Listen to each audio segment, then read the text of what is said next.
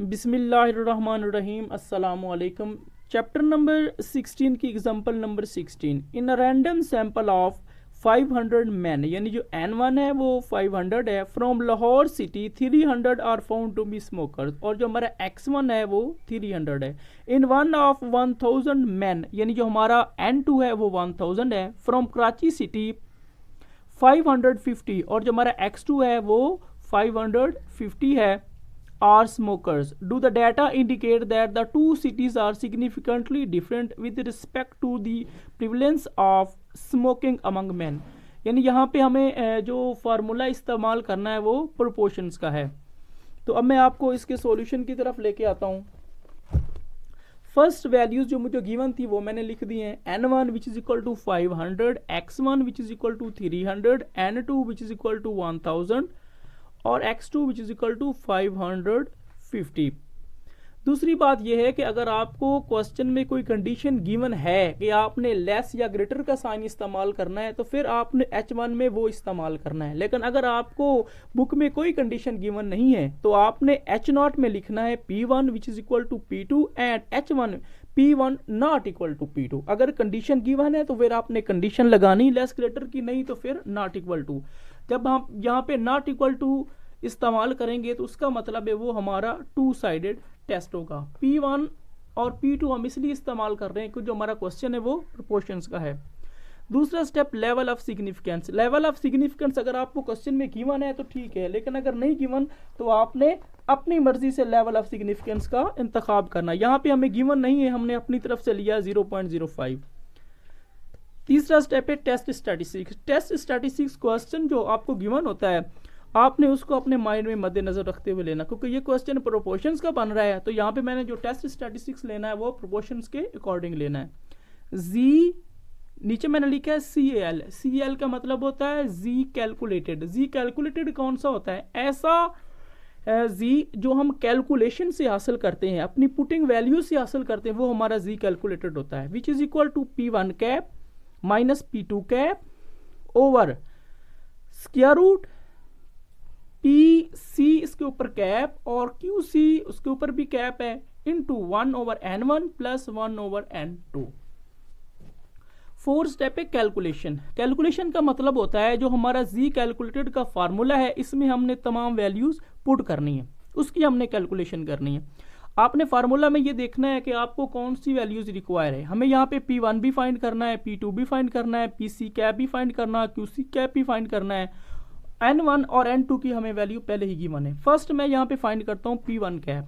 P1 cap बराबर होता है X1 ओवर N1। X1 की मेरे पास वैल्यू 300 है और जो N1 है उसकी मेरे पास वैल्यू 500 है। मैंने 300 को 500 के ऊपर डिवाइड किया तो मेरे पास आंसर आया 0.60। नेक्स्ट मुझे चाहिए P2 कैप, तो वो मैं लिखता हूँ, यहाँ पे लिखूंगा P2 cap which is equal to X2 over N2। अब मेरे पास X2 की वैल्यू है 550 और N2 की मेरे पास वैल्यू है 1000। अब मैंने 550 को डिवाइड किया 1000 के ऊपर तो मेरे पास आंसर आया 0.55। तो नेक्स्ट मुझे यहाँ पे चाहिए PC, तो यहाँ पे मैं फाइंड करूंगा PC। Q1 और Q2 मैंने यहाँ पे फाइंड किया, लेकिन इसकी हमें फाइंड करने की ज़रूरत नहीं है। नेक्स्ट हमें चाहिए PC बराबर होता है N1 P1 cap plus N2 P2 cap over N1 plus N2। अब N1 की मेरे पास वैल्यू थी 500, वो मैंने लिख दी, साथ में मैंने मल्टीप्लाई का साइन इस्तेमाल किया है। मेरे पास P1 कैप उसकी वैल्यू यहाँ पे मैंने फाइंड की जो मेरे पास है 0.60, फिर प्लस का साइन, फिर N2 की मेरे पास वैल्यू है 1000, फिर मैंने मल्टीप्लाई का साइन इस्तेमाल किया क्योंकि सेंटर में कोई साइन नहीं है। फिर P2 कैप उसकी मेरे पास वैल्यू है 0.55 over N1 plus N2। N1 की मेरे पास वैल्यू 500 है, फिर प्लस का साइन, N2 की मेरे पास वैल्यू जो N2 की मेरे पास वैल्यू वो है 1000। अब इस फर्स्ट वैल्यू को मैंने इस वैल्यू के साथ मल्टीप्लाई किया तो मेरे पास आंसर 300 बन गया। फिर ये प्लस का साइन, फिर मैंने इस वैल्यू को इस वैल्यू के साथ मल्टीप्लाई किया तो मेरे पास आंसर बन गया 515 ओवर 500 को मैंने 1000 के साथ ऐड किया तो आंसर बन गया 1500। अब फर्स्ट वैल्यू के साथ मैंने सेकंड वैल्यू को ऐड किया तो मेरे पास आंसर आया 850 ओवर 1500। अब मैंने इस फर्स्ट वैल्यू को सेकंड वैल्यू के ऊपर डिवाइड कर दिया तो मेरे पास आंसर आया 0.567। अब मैंने PC फाइंड कर लिया, मुझे चाहिए QC कैप। QC कैप का हमने फार्मूला पढ़ा है, डायरेक्ट तो नहीं पढ़ा, आपने पढ़ा होगा। अगर आपने Q1 फाइंड करना है तो हम इस्तेमाल करेंगे 1 माइनस P1 कैप। इसी तरह अगर आपने Q फाइंड करना है तो Q बराबर होता है 1 माइनस P के। यहाँ पे हमारे पास QC है तो यहाँ पे हम इस्तेमाल करेंगे 1 minus PC cap, which is equal to 1 और माइनस सेम आ जाएगा। PC कैप की जगह उसकी जो वैल्यू हमने फाइंड करी वो लगा दें, जो मेरे पास है 0.567। अब 1 में से मैंने 0.567 को सब्ट्रैक्ट किया तो मेरे पास आंसर आ गया 0.433। अब जो मुझे इस फार्मूला में वैल्यूज़ रिक्वायर्ड थी वो मैंने फाइंड कर ली हैं। अब मैंने वो तमाम वैल्यूज़ इस फार्मूला में पुट करनी है। Z calculated which is equal to P1 cap. P1 cap की मेरे पास वैल्यू आई थी 0.16, वो लिख दी। फिर ये फार्मूले का माइनस, फिर P2 कैप, उसकी मेरे पास वैल्यू आई थी 0.55। नीचे ये स्क्वायर रूट है। उसके बाद PC कैप की मेरे पास वैल्यू है 0.567। नेक्स्ट है QC की मेरे पास वैल्यू आई थी 0.433 इंटू 1/n1। 1/n1 की मेरे पास वैल्यू 500। फिर ये प्लस का साइन, फिर 1, नीचे है n2 की मेरे पास वैल्यू 1000। अब मैंने इस फर्स्ट वैल्यू से ये सेकंड वैल्यू सब्ट्रैक्ट की तो मेरे पास आंसर आया 0.05। इस फर्स्ट वैल्यू को सेकंड वैल्यू के साथ मैंने मल्टीप्लाई किया तो मेरे पास आंसर आया 0.2455। 1 को मैंने 500 के ऊपर डिवाइड किया तो आंसर आया 0.002। फिर प्लस का साइन, मैंने 1 को 1000 के ऊपर डिवाइड किया तो आंसर आया 0.001। अब फर्स्ट वैल्यू सेम, नीचे भी ये फर्स्ट वैल्यू सेम। अब मैंने इस फर्स्ट वैल्यू के साथ इस सेकंड वैल्यू को ऐड किया तो मेरे पास आंसर बन गया 0.003। फर्स्ट वैल्यू सेम, मैंने इन दोनों वैल्यू को आपस में मल्टीप्लाई किया तो मेरे पास आंसर आया 0.0007। अब फर्स्ट वैल्यू सेम, मैंने इस जो सेकंड वैल्यू है इसकी स्क्वायर रूट ली तो मेरे पास आंसर आया 0.027। फर्स्ट वैल्यू को मैंने सेकंड वैल्यू के ऊपर डिवाइड किया तो मेरे पास आंसर आया 1.85। अब हमने Z कैलकुलेटेड जो हमारी जो टेस्ट स्टैटिस्टिक थी उसको हमने फाइंड कर लिया। नेक्स्ट जो 5 स्टेप है वो है मेरे पास क्रिटिकल रीजन। तो मैंने क्रिटिकल रीजन में लिखा है Z, नीचे लिखा है CL का मतलब होता है Z कैलकुलेटेड। इसके ऊपर मैंने 2 लाइंस लगाई, इसको बोलते हैं मॉड। अब नेक्स्ट आपने बात माइंड में रखनी है, जो भी आपने फार्मूला बनाना है बाकी सेम होगा। अगर यहाँ पे आपका 2 साइडेड टेस्ट है तो आपने लिखना है Z कैलकुलेटेड ग्रेटर है Z अल्फा/2। लेकिन अगर आपका यहाँ पे 1 साइडेड टेस्ट हो तो आपने लिखना है Z कैलकुलेटेड ग्रेटर है Z अल्फा। ये 2 चीज़ें आपने अपने माइंड में रखनी है। 2 साइडेड है तो अल्फा/2, 1 साइडेड है तो अल्फा। यहाँ पे हमारे पास 2 साइडेड था तो हमने लिख दिया Z अल्फा/2। अब नेक्स्ट Z कैलकुलेटेड की मेरे पास वैल्यू आई है 1.85। नेक्स्ट हमने वैल्यू फाइंड करनी Z अल्फा/2 की वैल्यू हम डायरेक्ट फाइंड नहीं करते, उसके लिए हमारे पास बुक के ऊपर एक टेबल बना हुआ है, उससे हम फाइंड करते। अब मैं आपको टेबल की तरफ लेके आता हूँ। हमारा लेवल ऑफ सिग्निफिकेंस है 0.05। ये देखिएगा, लेवल ऑफ सिग्निफिकेंस 0.05। तो जो हमारे पास टेल टेस्ट बन रहा है वो 2 साइडेड बन रहा है, तो 2 साइडेड में इसकी वैल्यू बन रही 1.96। ये नीचे साथ लिखा हुआ अभी Z अल्फा/2 की वैल्यू बन रही 1.96। तो यहाँ पे हमने लिख दिया 1.96। अब जो हमारा साइन था वो रिवर्स हो गया। उसकी वजह ये है कि हमारे जो Z कैलकुलेटेड है उसकी वैल्यू इससे छोटी है, इस वजह से हमारा जो साइन है वो रिवर्स हो गया। अगर क्रिटिकल रीजन में नेक्स्ट जो अहम पॉइंट है वो ये है कि आपने 6 स्टेप कंक्लूजन लिखना होता है। तो कंक्लूजन आपने इस क्रिटिकल रीजन को मायने में रखते हुए लिखना है। अगर आपका Z कैलकुलेटेड Z अल्फा/2 से बड़ा है तो उसका मतलब है वी रिजेक्ट H0। लेकिन अगर आपका Z कैलकुलेटेड इससे छोटा है तो उसका मतलब है वी एक्सेप्ट H0। अब हमारा छोटा आया है तो उसका मतलब है we accept H0। 6 step conclusion, so we accept H0। हम H0 को एक्सेप्ट करते हैं। उसकी वजह क्या है? Because the value of Z calculated, यानी जो हमारा ये Z कैलकुलेटेड इसकी जो वैल्यू आई है इज लेस देन, वो छोटी आई है किससे? Z अल्फा/2। इस Z अल्फा/2 से छोटी आई है, जिसकी वजह से हम इसको एक्सेप्ट करते हैं। तो अब मैं आपको नेक्स्ट एग्जांपल की तरफ लेके आता हूँ।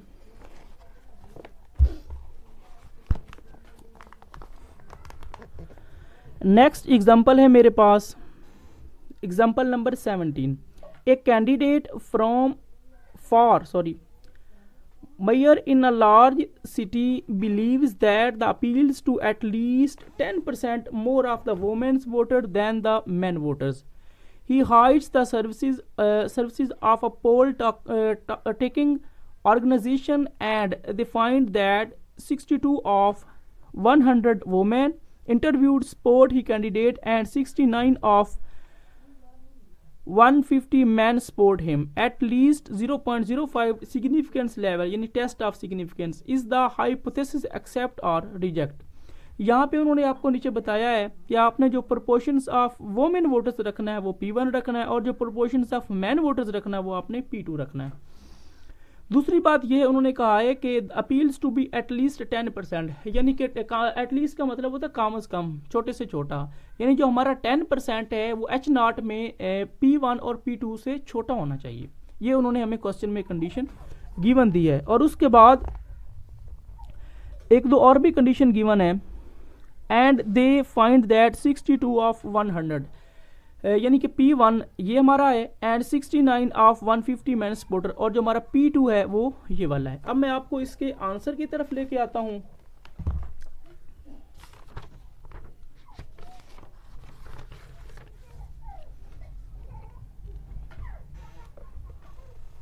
फर्स्ट जो मुझे वैल्यू गिवन थी x1 की वो थी 62 और जो मेरे पास n1 की वैल्यू गिवन है वो है 100। नेक्स्ट x2 की मेरे पास वैल्यू है 69 और n2 की मेरे पास वैल्यू है 150। दूसरा जो उन्होंने हमें गिवन दिया था कि आपने रखना है P1 बराबर है प्रोपोर्शंस ऑफ वुमेन वोटर्स और P2 बराबर है proportions of man voters. Next उन्होंने कहा था कि एटलीस्ट 10%, यानी जो हमारा H1 हमें कंडीशन गिवन है उसका मतलब है कि हमने 0.10 को लेस लेना है जो हमारे प्रोपोर्शंस P1 और P2 हैं। तो हम H9 में लिखेंगे P1 माइनस P2 ग्रेटर है 0.10, यानी हमारा 0.10 इनसे छोटा है। और H0 में हम लिखेंगे P1 minus P2 greater or equal है 0.10, और जब यहाँ पे ग्रेटर या लेस का साइन आता है तो वो हमारा वन साइडेड टेस्ट बन जाता है। दूसरा स्टेप हमें गिवन था step number 2 level of significance which is equal to alpha बराबर है 0.05, यानी कि हमें ये उन्होंने लेवल ऑफ सिग्निफिकेंस खुद गिवन दिया है। तीसरा स्टेप है टेस्ट स्टैटिस्टिक्स। टेस्ट स्टैटिस्टिक्स आपने क्वेश्चन की कंडीशन को मद्देनजर रखते हुए आपने बनाना है। तो यहाँ पे हमें हमारा जो फार्मूला प्रोपोर्शंस का बन रहा है तो हमने उसको माइंड में रखते हुए अपना फार्मूला बनाना है। ये नीचे मैंने लिखा टेस्ट स्टैटिस्टिक्स, नीचे लिखा नीचे लिखा CAL। CL का मतलब होता है जी कैलकुलेटेड। जी कैलकुलेटेड का मतलब होता है ऐसा जी जो हम ऊपर वाली जो कैलकुलेशन को पुट करने से हासिल करते हैं वो वाला G calculated. G calculated which is equal to P1 cap minus P2 cap. पिछली एग्जांपल की जगह यहाँ पे एक पॉइंट का मैं इजाफा कर रहा हूँ, आगे मैंने लिखा है माइनस 0.10। उन्होंने कहा था कि आपने एटलीस्ट 0.10 यानी कि छोटा लेना है, तो हम लिखेंगे माइनस 0.10। नीचे बाकी फार्मूला मैं सेम लिख रहा हूँ, P1 cap Q1 cap over N1 plus P2 cap N2 cap over N2। अब फोर्थ स्टेप है कैलकुलेशन। कैलकुलेशन का मतलब है कि हमने इस फार्मूलाज में जो ऊपर वैल्यूज गिवन है उसको पुट करना है। तो जो हमें फार्मूले में जो वैल्यू रिक्वायर है उसको हम कैलकुलेशन में फाइंड करेंगे। फर्स्ट मुझे चाहिए P1 कैप। P1 कैप बराबर होता है x1 cap over N1। x1 की मेरे पास वैल्यू है 62 और N1 की मेरे पास वैल्यू है 100। मैंने 62 को 100 के ऊपर डिवाइड किया तो मेरे पास आंसर आ गया 0.62। नेक्स्ट मुझे चाहिए P2 कैप। P2 कैप बराबर होता है x2 over N2 which is equal to x2 की मेरे पास वैल्यू है 69 और N2 की मेरे पास वैल्यू है 150। मैंने 69 को 150 के ऊपर डिवाइड किया तो मेरे पास आंसर आया 0.46। अब नेक्स्ट मुझे चाहिए P1 कैप, तो मैंने फाइंड किया हुआ है Q1 कैप। Q1 कैप बराबर होता है 1 माइनस P1 कैप, यानी हम अमूमन फार्मूला बनाते हैं Q बराबर होता है 1 माइनस P के। अगर आपके पास Q1 कैप फाइंड करना है तो आपने लिख लेना है 1 minus P1 cap which is equal to 1 और माइनस सेम P1 कैप, उसकी जगह उसकी वैल्यू 0.62। 1 में से मैंने 0.62 को सेपरेट किया तो मेरे पास आंसर आया 38। और नेक्स्ट मुझे चाहिए Q2 कैप, और Q2 कैप का जो फार्मूला है वो है 1 minus P2 cap. 1 minus same P2 cap के जो मेरे पास वैल्यू है 0.46। अब मैंने 1 में से 0.46 को सेपरेट किया तो मेरे पास आंसर आया 0.54। अब ये तमाम वैल्यूज मैं इस फार्मूला में पुट करूंगा और मेरा जी कैलकुलेटेड फाइंड हो जाएगा। अब G calculated which is equal to P1 cap minus P2 cap, आगे minus 0.10 over P1 cap Q1 cap over N1, यहाँ पे प्लस का साइन,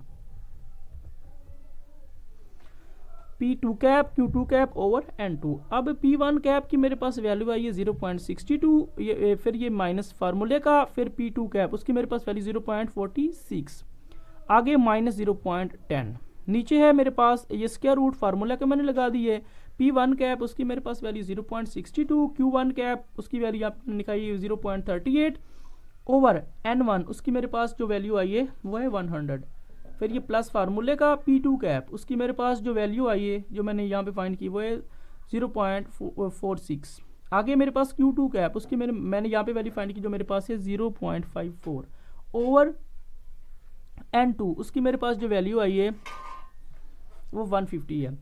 अब मैंने इस फर्स्ट वैल्यू में से सेकंड वैल्यू को सेपरेट किया तो मेरे पास आंसर आया 0.16। आगे था -0.10 वो मैंने लिख दिया। नीचे स्क्वायर रूट फर्स्ट वैल्यू को सेकंड वैल्यू के साथ मल्टीप्लाई किया तो आंसर आया 0.24। नीचे 100 फिर प्लस फार्मूले का फर्स्ट वैल्यू को सेकंड वैल्यू के साथ मैंने मल्टीप्लाई किया तो आंसर आया 0.25। नीचे 150। अब फर्स्ट वैल्यू में से मैंने सेकंड वैल्यू सेपरेट की तो आंसर आया 0.06। नीचे ये स्क्वायर रूट लगा दी। फर्स्ट वैल्यू को सेकंड वैल्यू को मैंने डिवाइड किया तो आंसर आया 0.0024। फिर ये प्लस फार्मूले का फिर मैंने इस फर्स्ट वैल्यू को सेकंड वैल्यू के ऊपर डिवाइड किया तो मेरे पास आंसर आया 0.0017। ऊपर वाली वैल्यू सेम, इन दोनों को मैंने ऐड किया, आंसर आया 0.0041। ऊपर स्क्वायर रूट थी तो यहाँ पे मैंने स्क्वायर रूट लगा दी। अब फर्स्ट वाली वैल्यू सेम, नीचे वाली वैल्यू को मैंने स्क्वायर रूट लिए तो मेरे पास आंसर आया है 0.064।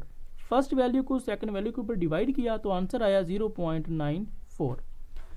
जी कैलकुलेशन का जो फार्मूला था उसमें हमने वैल्यूज पुट किया, हमारा जी कैलकुलेटेड फाइंड हो गया। 5 स्टेप क्रिटिकल रीजन है। क्रिटिकल रीजन में हम लिखेंगे जी कैलकुलेटेड, इसके ऊपर मॉड। ये मॉड आपने क्यों लगाना है? जब आपको डबल प्रोपोर्शंस गिवन हो तो फिर आपने मॉड ज़रूर लगाना है, लेकिन अगर सिंगल है तो फिर आपने नहीं लगाना। तो अब डबल है मीन है यानी कि इधर भी P1 कैप और P2 कैप है तो आपने ऊपर मॉड लगा लेना। नीचे मैंने लिखा CL यानी कि जी कैलकुलेटेड ग्रेटर है जी अल्फ़ा, यानी कि हमारा वन साइड टेस्ट है इस वजह से हमने यहाँ जी अल्फ़ा लगाया। अगर 2 साइड होता तो यहाँ हमने लिखना था जी अल्फ़ा ओवर 2। अब जी कैलकुलेटेड की मेरे पास वैल्यू है 0.94, वो मैंने लिख दी। जी अल्फ़ा की वैल्यू मैं बुक से फाइंड करूँगा।